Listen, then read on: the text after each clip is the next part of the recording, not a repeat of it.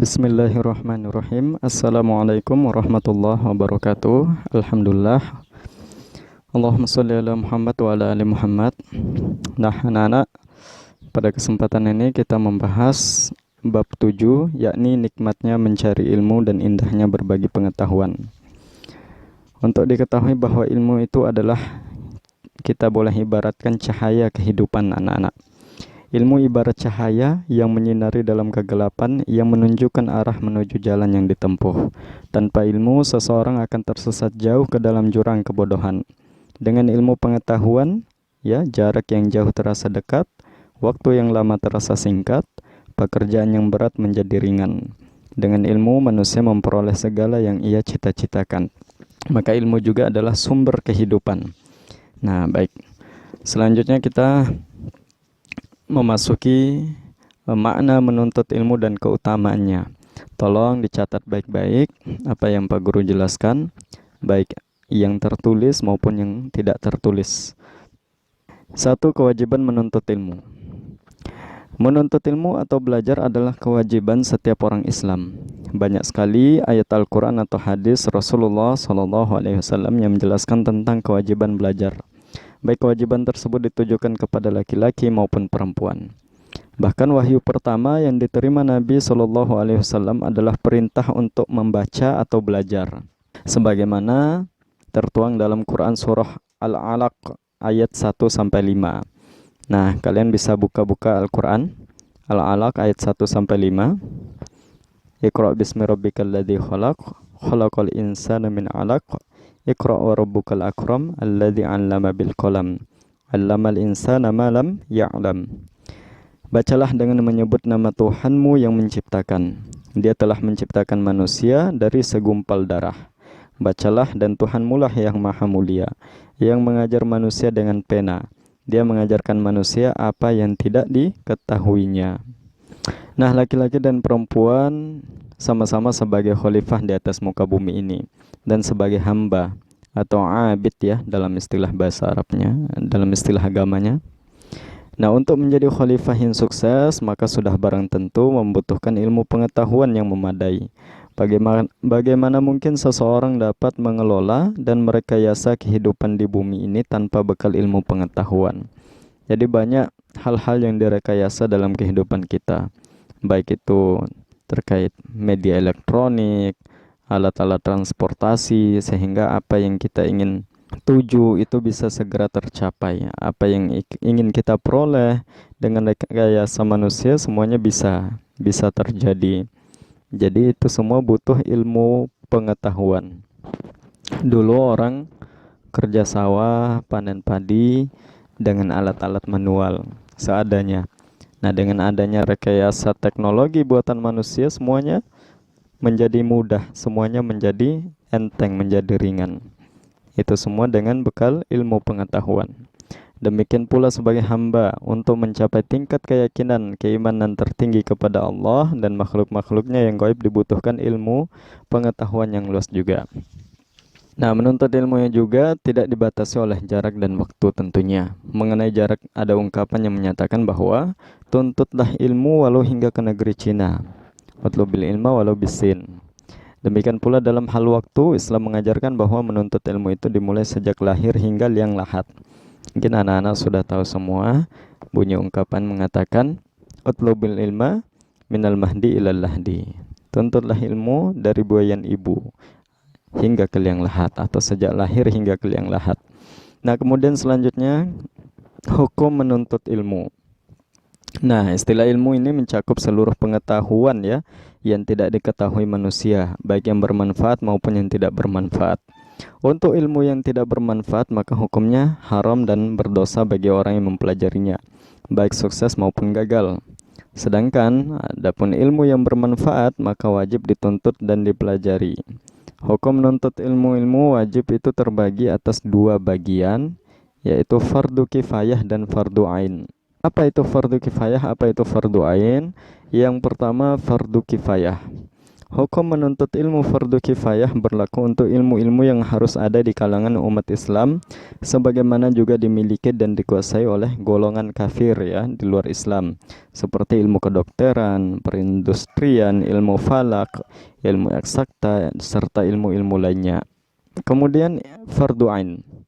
Hukum mencari ilmu menjadi fardu ain jika ilmu itu tidak boleh ditinggalkan oleh setiap muslim dan muslimah dalam segala situasi dan kondisi.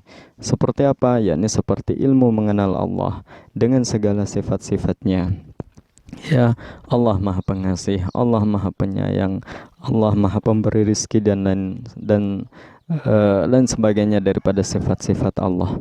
Kemudian ilmu tentang tata cara beribadah dan sebagainya. Jadi itu fardu ain dan fardu kifayah. Kemudian keutamaan orang yang menuntut ilmu.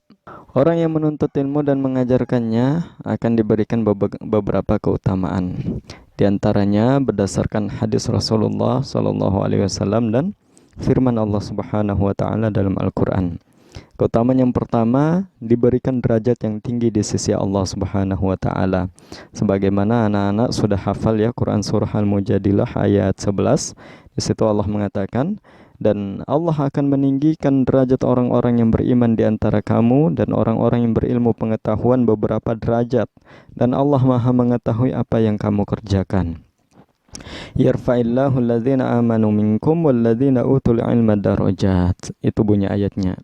Kemudian keutamaan berikutnya adalah diberikan pahala yang besar di hari kiamat.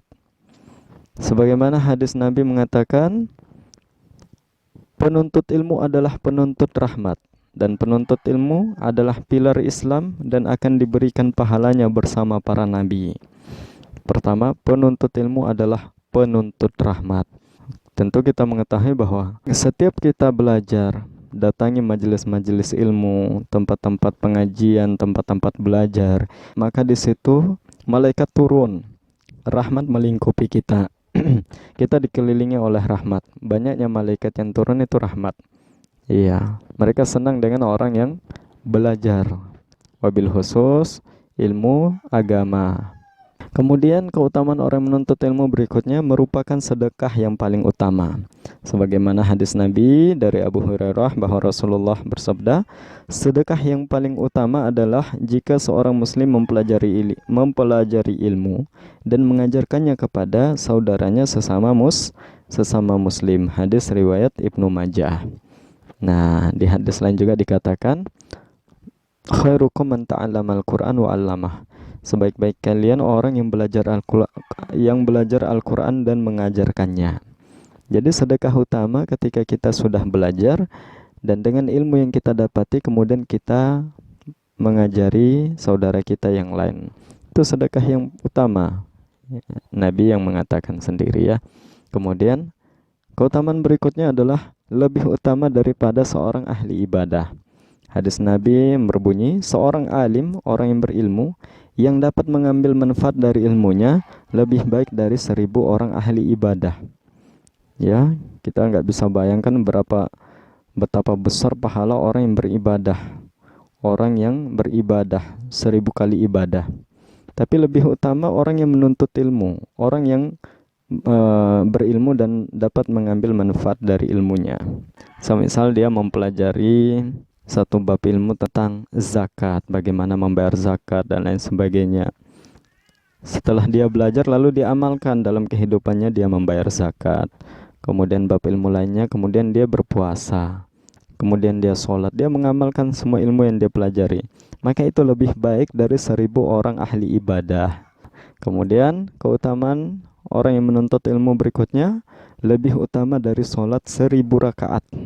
Nah, kita simak hadis Nabi mengatakan kepada Abu Dzar, sahabat Nabi ya, kamu pergi mengajarkan ayat dari kitabullah, yakni Al-Quran, telah baik bagimu daripada sholat sunnah 100 rakaat.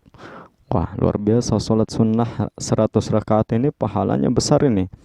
Tapi kita pergi mengajarkan ayat dari ayat-ayat Al-Quran, itu telah baik bagimu daripada sholat sunnah 100 rakaat. Kemudian, dan pergi mengajarkan suatu bab tentang ilmu pengetahuan. Nah, baik itu tentang puasa mungkin atau tentang kesehatan, ya, ilmu-ilmu pengetahuan, baik dilaksanakan atau tidak, itu lebih baik daripada sholat 1000 rakaat. Wah, saking utamanya kita mengajarkan ilmu. Kemudian keutamaan berikutnya, diberikan pahala seperti pahala orang yang sedang berjihad di jalan Allah.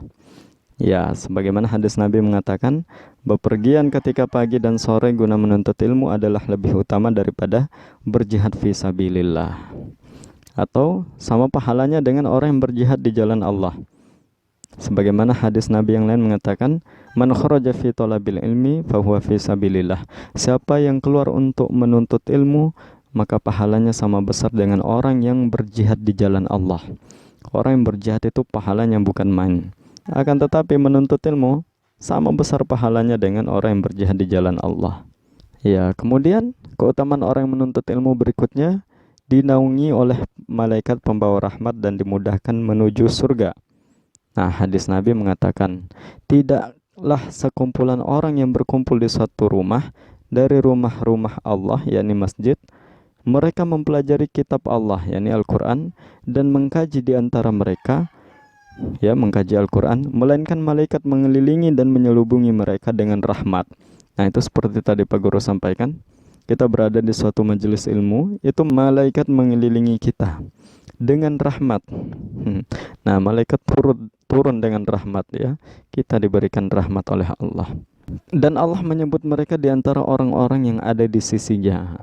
Kita mulia berada di sisi Allah. Dan tidaklah seorang meniti suatu jalan untuk menuntut ilmu, melainkan Allah memudahkan jalan baginya menuju surga. Nah, ini man salaka tariqan yaltamisu fihi ilman sahalallahu lahu bihi tariqan ilal jannah. Siapa yang memudahkan, meringankan langkah kakinya keluar untuk menuntut ilmu, maka Allah ringankan, maka Allah mudahkan baginya jalan menuju surga. Itu Nabi yang mengatakan, ya anak-anak sekalian. Baik, selanjutnya ayat-ayat Al-Quran tentang ilmu pengetahuan. Quran Surah At-Taubah ayat 122. A'udzu billahi minasyaitonir rajim. Bismillahirrahmanirrahim. وَمَا كَانَ الْمُؤْمِنُونَ لِيَنْفِرُوا كَافَّةً فَلَوْلَا نَفَرَ مِنْ كُلِّ فِرْقَةٍ مِّنْهُمْ طَائِفَةٌ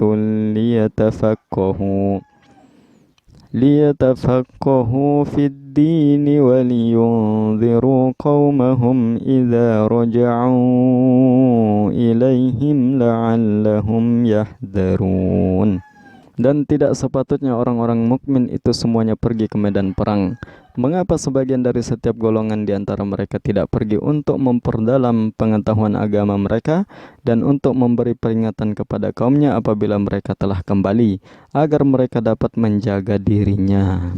Dalam ayat tersebut, Allah menerangkan bahwa tidak perlu semua orang mukmin berangkat ke medan perang apabila peperangan itu dapat dilakukan oleh sebagian kaum muslimin saja.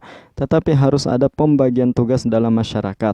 Sebagian berangkat ke medan perang dan sebagian lagi tekun menuntut ilmu dan mendalami ilmu-ilmu agama Islam, supaya ajaran-ajaran agama itu dapat diajarkan secara merata dan dakwah dapat dilakukan dengan cara yang lebih efektif serta bermanfaat, serta kecerdasan umat Islam dapat ditingkatkan. Selanjutnya hadis tentang mencari ilmu dan keutamaannya. Sebagaimana hadis riwayat Ibnu Abdul Dar yang berbunyi, Talabul ilmi faridatun ala kulli muslimin wa inna talabul ilmi yastaghfiru lahu kullu syai'in hatta al-haytanu fil bahri. Rasul bersabda, mencari ilmu itu wajib bagi setiap muslim, dan sesungguhnya segala sesuatu hingga makhluk hidup di lautan memintakan ampun bagi penuntut ilmu. Luar biasa, ya. Jadi memang orang yang menuntut ilmu, jangankan malaikat, ya, bahkan hewan di lautan pun, ikan, ya, itu memintakan ampunan bagi orang yang menuntut ilmu. Nah, anak-anakku, tentu menuntut ilmu itu membutuhkan waktu, tulus zaman, waktu yang panjang. Tidak bisa sekejap kita langsung dapat, itu nggak bisa. Ulama sendiri itu bersusah payah menuntut ilmu sehingga pada akhirnya mereka berhasil. Mereka berhasil juga mengarang kitab-kitab, sehingga sekarang yang kita pelajari ini berdasarkan karangan kitab para ulama atas dasar kesungguhan mereka dalam menuntut ilmu sebelumnya. Mereka keliling mencari guru-guru. Kemudian apa yang mereka dapatkan mereka tuangkan di dalam tulisan mereka. Nah, anak-anakku, dari pembahasan kita ini ada beberapa penerapan perilaku mulia yang ingin Pak Guru sampaikan. Yang pertama, jadilah orang yang berilmu. Sehingga dengan ilmu yang dimiliki, seorang muslim dapat mengajarkan ilmu yang dimilikinya kepada orang yang ada di sekitarnya. Dengan demikian, kebodohan yang ada di lingkungannya dapat terkikis habis dan berubah menjadi masyarakat yang beradab dan memiliki wawasan yang luas. Yang kedua, jika tidak dapat menjadi orang yang pandai, yang mengajarkan ilmunya kepada umat manusia, jadilah sebagai orang yang mau belajar dari lingkungan sekitar dan dari orang-orang yang pandai. Yang ketiga, jika tidak dapat menjadi orang yang belajar, jadilah sebagai orang yang mau mendengarkan ilmu pengetahuan. Setidaknya jika kita mau mendengarkan ilmu pengetahuan, kita dapat mengambil hikmah dari materi yang kita dengar. Yang keempat, jika menjadi pendengar juga masih tidak bisa, maka jadilah sebagai orang yang menyukai ilmu pengetahuan, di antaranya dengan cara membantu dan memuliakan orang-orang yang berilmu, memfasilitasi aktivitas keilmuan seperti menyediakan tempat untuk pelaksanaan pengajian dan lain-lain. Yang kelima, janganlah menjadi orang yang kelima, tentunya, yaitu yang tidak berilmu, tidak belajar, tidak mau mendengar, dan tidak menyukai ilmu. Jika di antara kita memilih yang kelima ini, akan menjadi orang yang celaka tentunya. Nah, baik anak-anak, sampai di sini dulu pembahasan kita. Wassalamualaikum warahmatullahi wabarakatuh.